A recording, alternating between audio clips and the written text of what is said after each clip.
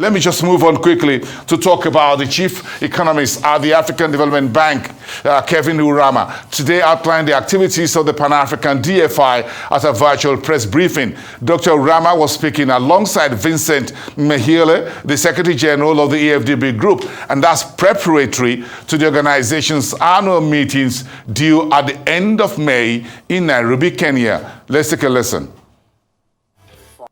For these particular annual meetings, we expect upward of up to 4,000 participants at the meetings.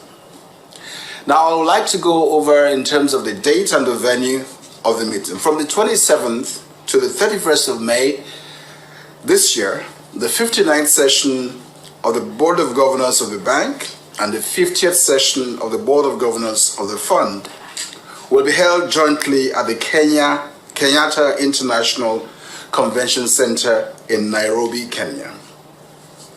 Kenya was selected by the Boards of Governors to host the 2024 annual meetings following its expression of interest to do so and after a determination by an evaluation mission from the bank that the country has the capacity to host the meetings.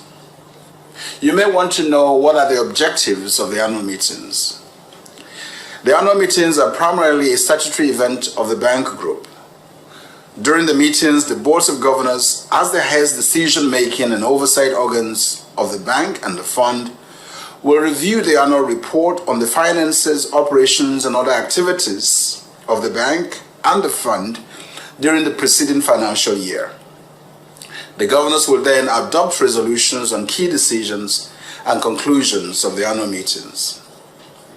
There will also be a governors' dialogue, which will provide a platform for governors to interact and engage with the president of the bank group and senior management on issues of strategic significance to the continent and the bank. The proposed theme of the governors' dialogue is mobilizing the private sector to accelerate Africa's transformation. Given that this edition of the governors' dialogue will take place at a critical juncture when the continent continues to face a set of interlocking crises, the dialogue among various other areas will reflect on the bank group's new 10-year strategy that is aimed at accelerating Africa's transformation, explore ways in which the bank and other multilateral development banks could respond optimally to the call on them to work better together to significantly scale up resources for the sustainable development of the continent, and focus on the bank's role in mobilizing the private sector in the work of multilateral development banks within the context of the multilateral development bank's evolution for the purpose of accelerating Africa's development.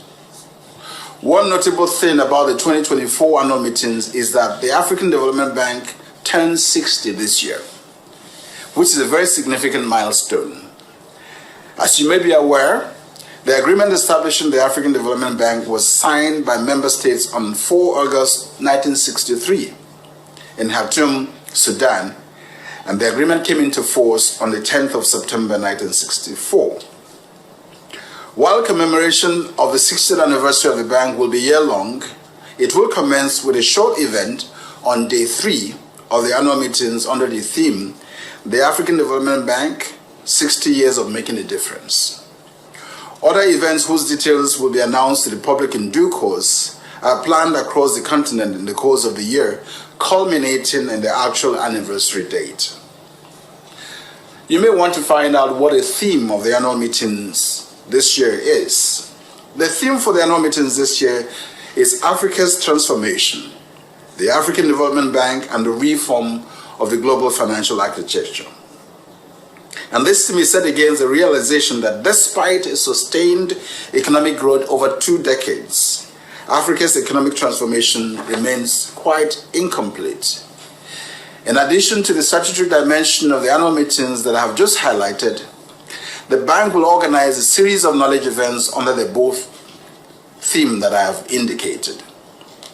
The knowledge events will therefore explore how best to fast-track structural transformation across the continent. The events will also address the importance of a reconfigured global financial architecture as an engine for structural transformation.